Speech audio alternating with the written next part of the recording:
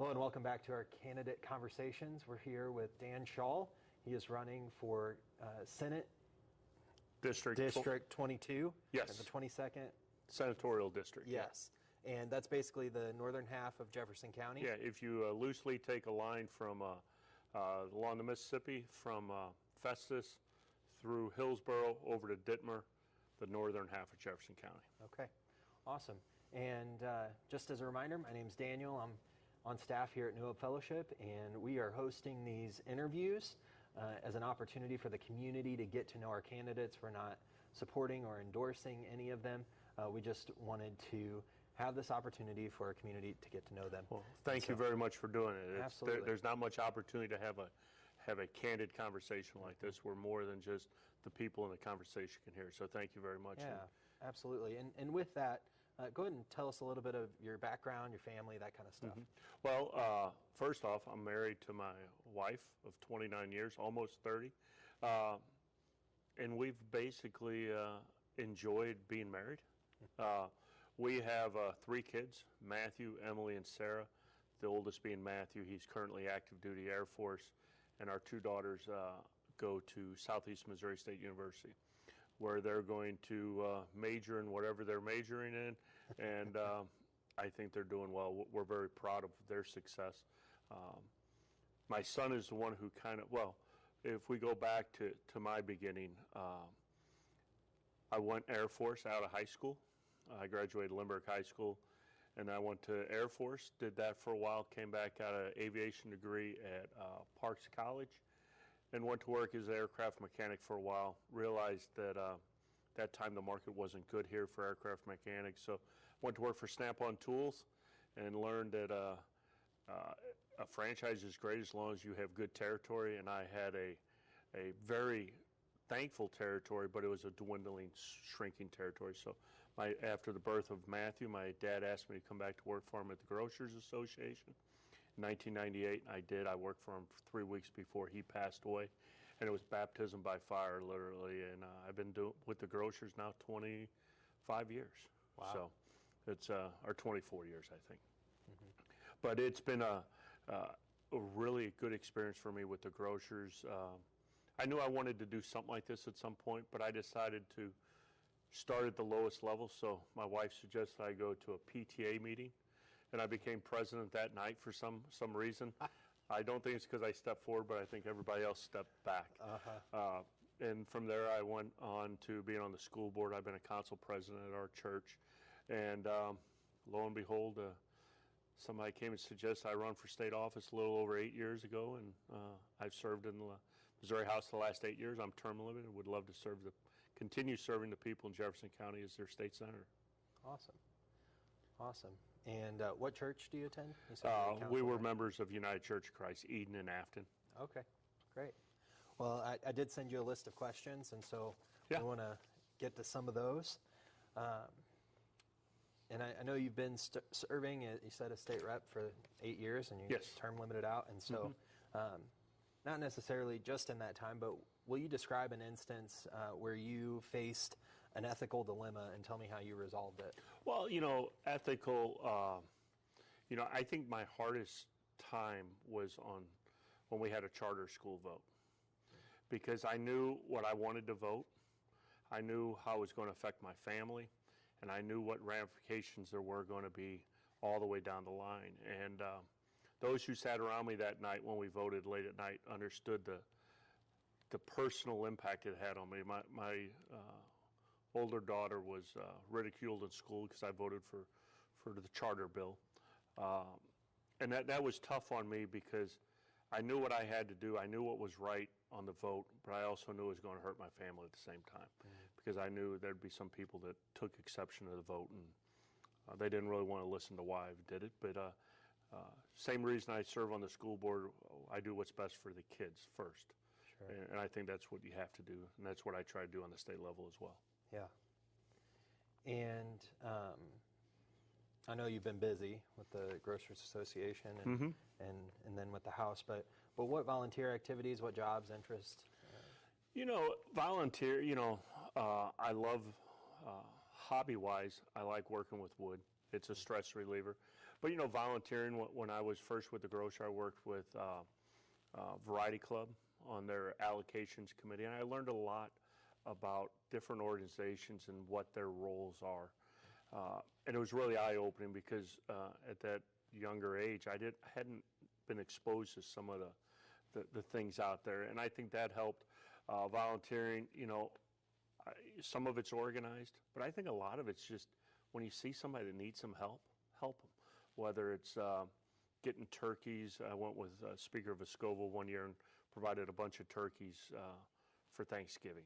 The gentleman this morning, I was coming back from the bank and he was having trouble getting off the curb, and he was waving at people, so I just stopped and helped him off the curb. This was in Webster and on Kirkwood Road. I mean, things like that. I think, I've been in Boy Scouts, I've been in youth organizations, those things, PTA, but I think it's just a mindset of being who you are. When you see a need, fill a need. I think that's one of the lines from Robots. Yeah. And I love that. See a need, fill a need. That'd be a good bumper sticker. I agree. It seems like to me, and I know I haven't been around that long, but it seems like to me there are more people interested in politics than any other time, at least in my lifetime. Why do you think that is? I think part of it's social media. I think part of it is just knowledge. We know about things that happen in government so quickly now, and because you can say what you want on social media, I think it just grabs people to it. I think we need to hold the government accountable, but I think sometimes the social media gets a little out of hand on it. I know the next week from today, social media is going to be absolutely crazy because it's really the only media campaigns can buy. So I think there's going to be all kinds of things on social media. So I'm not sure how much I'll be watching social media, but I think we know so much more about what's happening. And I think people want to be involved, and it's fairly simple to be involved from at home, sitting behind a keyboard. And I certainly encourage people to learn what they can about the government, because there's a lot of things that go on that probably shouldn't or need to be explained. Yeah. And with that, how have you worked to increase transparency, and how will you from the Senate level? Well, the interesting thing is when I took over from my predecessor, and I asked for all the constituent files. I got absolutely zero. And it was hard to really serve the people of the community when you have nothing to go back on. When somebody calls and says, I need this done, and you don't know what's been done before, it's kind of hard to. But we've built our file. So I've already pledged to whoever wins my House seat that we're going to give that information over. We've talked to Senator Whelan. I'm sorry, what are constituent files? Will you explain that? Well, constituent file, when someone calls and has a need. If Joe calls and in our situation, we have a lot of files on constituents, conversations we've had with them that, the emails that they may have called that they had an issue they needed taken care of with Department of Family Services or Department of Revenue. We have lots of problems with Department of Revenue, but imagine that. Right. Government and money not having a problem, right. Yeah. So those type of things, if there was some place in the passport process and it got stuck, or their father or their mother had a problem with the VA, we know who we've given them to, and we'll give that information. But I think that is one of the things that I try to be transparent is I'm available. I'm available for the constituents, for whoever needs help. And we helped so many people during COVID that weren't even from our district. A lot of them from right here in this area because they had nowhere else to turn. So we just helped them. I mean, geographic line shouldn't be a barrier for helping someone. Yeah, it's good. And let's see. What or who are the major influences in your life? I'd say my grandfather and my father. I know those are cliche, but growing up, my dad had some heart and health issues. And my grandfather, knowing what was going on with our house and everything, he invited me to his house to cut grass and do things and start earning really my first money as a young man. And I really looked up to him, how he interacted with his members of the Grocers Association back then. It's much more of a social club then, but I admired how he interacted with those. One thing I tell anybody who works with me, whenever we put on an event, one of the first things my dad had me do when I came back from the service, and I was just helping him with a dinner, he said, go in there and count. And it was a big dinner we had at Adams Market. He said, go count and make sure there's 2 forks at every place at 8 places per table. And I thought, oh, he's just making me do busy work. I found 3 tables that was wrong. So he taught me the details matter. And, you know, it sounds corny, but those things, and my dad was a great listener. I'm trying to become a better listener. Sometimes I talk too much, but I try to listen more. And that's a lot of my friends, when he passed, said what a great listener he was. And I think that's a great trait to try to emulate. Absolutely. And, you know, you talked about the commitment to details. And I think that one thing that people want out of a leader is just to know where they're headed. Right. And so, you know, how long do you plan on serving in this role if elected, and what does that look like? Well, Missouri, that answer can be pretty well summed up because we have term limits. But the commitment I'll make to the people, if they choose me, if I'm fortunate enough for them to elect me their next state senator, I will fulfill that 4-year term. And then I would certainly entertain a future term, but that would have to be decided at a later date. I'm not running for an 8-year term. I'm running for a 4-year term, and I would have to look in, you know, towards the end of the term when it's time to decide whether you're going to go for re-election. It'd be a question I'd have to ask the constituents, the people that are close to me, my family, my wife. Is this something we want to do again? Are we still being effective? Are we still serving the community? Absolutely. Good. Let's see. And I know this is really at the state level, but as you know, you're representing, or you would be representing, such a large portion of our county. What do you feel is the biggest problem facing our county? Well, I think one, trust in government to begin with. We see it everywhere. People don't trust the government. And I think it's because of accessibility and transparency. So I would make sure that I would be accessible and transparent in everything I've done, as I've done in the House. As far as what's affecting people, I mean, inflation right now is bad. We need to figure a way to get it done. And I don't know if that's solved on the state level or the federal level, but I think what we need to do is make sure that any resource the state has that's available to the people, we need to make sure they know about it and have access to it. We certainly need to undo this tax we had on gas. Well, what a bad time for a gas tax. I mean, none of us knew that the election, all of a sudden, we'd just cut off all drilling in this country. But gas prices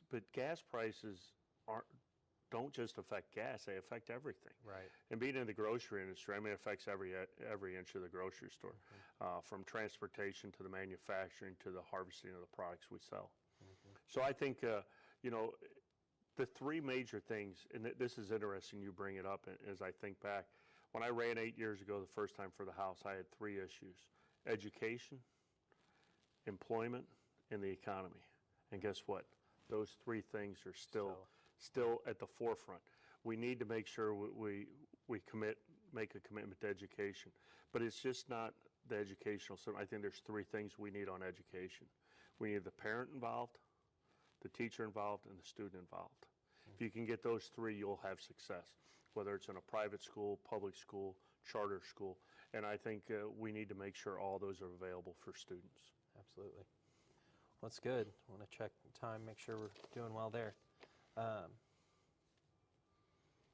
And then, and I know you've addressed this to some degree already, but why do you want to serve? I think it's something that I do well. You know, serving in the House the last 8 years, I've got some things done, but I haven't got them all done. I think there's things we need to continue to fight for on a state level, but also for Jefferson County. I helped bring the port to Kimmswick. We just had 2 boats in 3 days. Port at Kimmswick. We'll have the American Queen coming back, I believe, on Tuesday. The largest riverboat in the country. There's more to be done on the Mississippi River for Jefferson County, but there's more to be done on the Highway 30 corridor here. We need to have good representatives that are going to fight for Jefferson County. And I think in the House you can only fight so much. And I look forward to going to the Senate to really fight for Jefferson County and fight for, I don't know what that was. That was a dump truck. That was a dump truck. Okay, yeah, good. Yeah, we're good. You know, we just need to fight for what's right for Jefferson County. You know, when I first ran, it was about family sustainable jobs. Why should we have to go across a county line for a family sustainable job? Let's bring those jobs here. With the port development along the Mississippi River, with expansion and the upbuild of the Highway 30 corridor, we can stay here in Jefferson County and find family sustainable jobs. And I think this is what we need to do. Yeah, absolutely. Absolutely. Well, I've appreciated you being here and answering those questions. I do want to get to the lightning round, which in my Fantastic. opinion, are the fun questions. We just had the thunder from the dump truck. Yeah. And they probably couldn't hear that on the video. It was really loud, and it was about 40 yards from the room we're in. And so I live around here, so I hear that all the time. So I didn't even flinch. Yeah. But all right, lightning round questions. Good. Favorite movie? Go. Top Gun. Top Gun, new one, old one? Both. Both? I've seen both of them. I think the original Top Gun is just a classic. And being in the Air Force myself, you know, there's things in there I noticed that just make my heart pound. Yeah, that's good. What's something you wish you were better at? Grammar. Okay. I can speak it. I have a hard time writing it. Okay. I mean, that's just something I wish I'd have spent more time in school studying, you know, writing and stuff.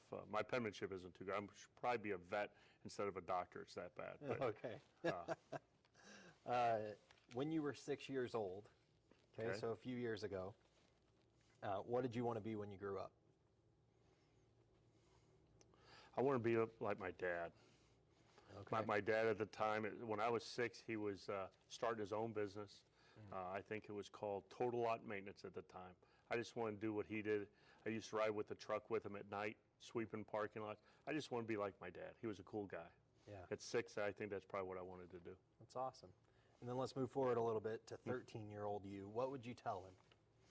What would I tell a 13-year-old, Dan? Yeah. Don't let mom sell the car when you're in the service. Okay.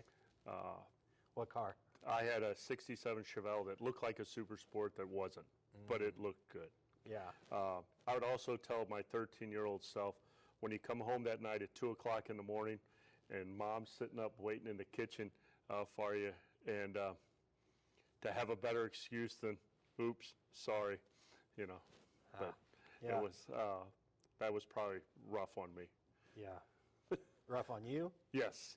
Okay. When mom was mad, it was not a happy house. Okay. And then if you were, and I love this question, not that I'm asking you to, but if you were to have me over for dinner and you wanted to impress me, what dish are you making? We're probably going to probably do pork steaks. Okay. St. Louis classic. Yep. Probably going to do some mac and cheese. Probably not. We'll probably have a Caesar salad. Not a whole lot of green vegetables. Okay. But my plate would probably have macaroni and cheese, Caesar salad, and pork steak, and then. Tell me about your mac and cheese. Is it a special kind or craft? It would not be Kraft. It would be as cheesy as you can get it.